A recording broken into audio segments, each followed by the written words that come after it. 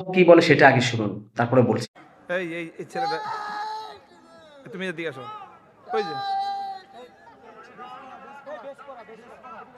তুমি এদিকে আসো। হ্যাঁ হ্যাঁ, সামনে আসো, সামনে আসো। আরে উঠান তো উপরে, আরে উঠান উপরে।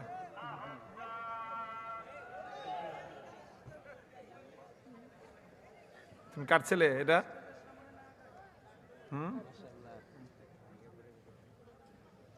আমি লক্ষ্য করছি আপনারা যত মানুষের মধ্যে যেই পরিমাণ বিপ্লবীতে ওর বুকের মধ্যে একা সেই পরিমাণ।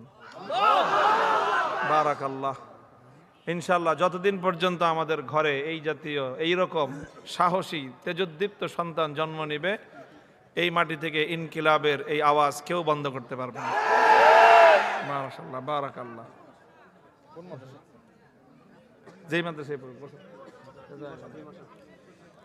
এবং এই বক্তব্যটি নিয়ে আপনার মন্তব্য কমেন্ট করে জানাবেন, অবশ্যই ভিডিওটি শেয়ার করে দিবেন।